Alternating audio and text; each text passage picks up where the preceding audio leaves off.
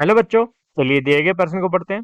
निम्नलिखित समाकलनों के मान ज्ञात कीजिए। समाकलन हमें दे रखा है 2x-3 बटा एक्स का वर्ग जमा 3x-18 dx। मुख्य अवधारणा। मुख्य अवधारणा।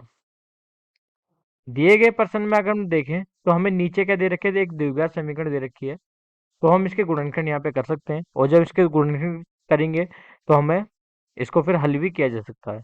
तो सबसे पहले इसका हम गुणनखंड कर लेते हैं। जो हमें द्विघात समीकरण दे रखी है, एक्स स्क्वायर जमा 3x-18 बराबर 18।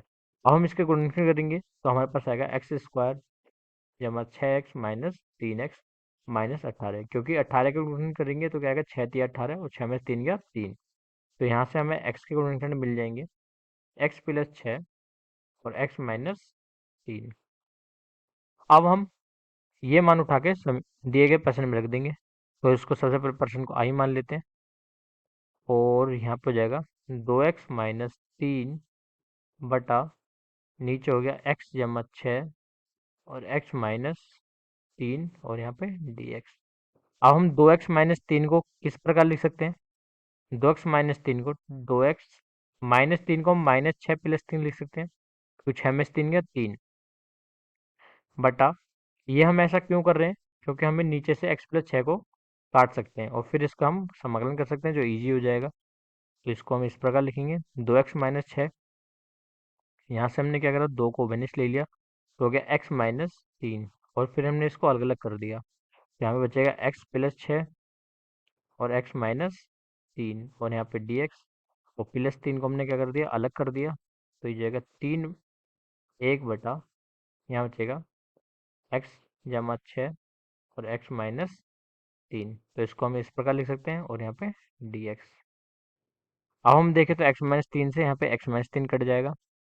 अब हम क्या कर सकते हैं, ये हमारा i है, i, और इसको हम i1 मान लेते हैं। इसको ये i1 हो जाएगा 2 बटा x+6 dx, और उसको हम i2 मान सकते हैं, जो अभी 3, इसको लिख सकते हैं 1 बटा x+6 और x-3 dx।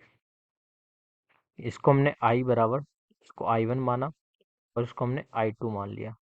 तो सबसे पहले i1 का समाकलन करेंगे तो x+6 का log x+6 हो ही जाएगा। तो हम i2 को हल करते हैं, तो i2 को हम यहाँ पे लिख लेते हैं, i2 बराबर 3 1 बटा x+6 और x-3। अब i2 को हल करने के लिए हमें इसको अलग अलग करना हो, तो इसको हम कैसे लिख सकते हैं, 1 बटा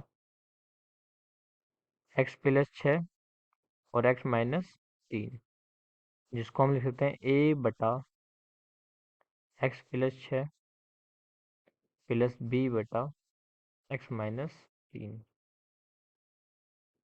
हल करेंगे तो हमें ज्ञात होगा, प्राप्त होगा ax plus x-3a plus bx plus 6b बटा x+6 और x-3, और यहाँ भी 1 बटा x+6 और x-3। तो हम देखें तो यहाँ से x+6 और x-3 आपस में कट सकते हैं। तो यहाँ पे हमारा पास a और b का मान निकालने के लिए हम क्या करेंगे, x को यहाँ से बेनिस ले लिया तो बचेगा a प्लस बी और जमा 6b माइनस 3a। अब हम दोनों तुलना करेंगे तो x बराबर ये a प्लस बी क्या आ जाएगा, यहाँ पे 0 हो जाएगा, और इसी तरह यहाँ पे 6b माइनस 3a क्या हो जाएगा, 1। अब यहाँ पे ए और बी का मान निकाल सकते हैं। तो ए और बी का मान निकालेंगे, ए बराबर क्या आ जाएगा, माइनस का बी। तो यहाँ उठा के हम ए का मान दूसरे समीकरण में रख देंगे, तो यहाँ पे हो जाएगा 6b माइनस माइनस प्लस हो जाएगा 3b बराबर 1, और 6 और 3 9b, यहाँ हो जाएगा b बराबर 1/9। तो b का मान हमारे पास आ गया, और यहाँ ए का मान निकालेंगे तो कितना आएगा, माइनस का 1/9। अब ए और बी का मान उठा के हम दिए गए इसमें रख देंगे, तो इसको फिर हल कर सकते हैं। तो यहाँ पे हो जाएगा i2 बराबर 3, यहाँ पे ओबेनिस्ट है, और यहाँ ए का मान रख देंगे तो माइनस का 1/9 एक्स प्लस 6 इसका समाकलन dx जमा b का मान रखेंगे तो 1/9 और x-3 और यहाँ पे dx। अब हम इसका समाकलन कर देंगे। समाकलन करने पर हमें प्राप्त होगा, क्योंकि हम जानते हैं 1/x का समाकलन करने पर क्या आता है, log x और जमा c जो समाकलन निर्धारक है। तो इस तरह इसका हम समाकलन कर देंगे तो यहाँ पे हमारा प्राप्त होगा 1/9 log x जमा 6 जमा 1/9 log x-3 और साथ में ये समाकलन नियतांक c1, इसे हम c1 मान लेते हैं। उसी तरह हम अगर I1 देखें तो I1 हमारे पास क्या था, यहाँ से I1 हमारे पास था 2/x+6 2/x+6 और यहाँ dx। इसका हम समाकलन करेंगे तो हमारे पास आएगा 2 log x-6 उसको c2। अब I का मान यहाँ से निकाल लेते हैं तो हमारे पास I का मान आ जाएगा, I बराबर I1 + I2 होता है।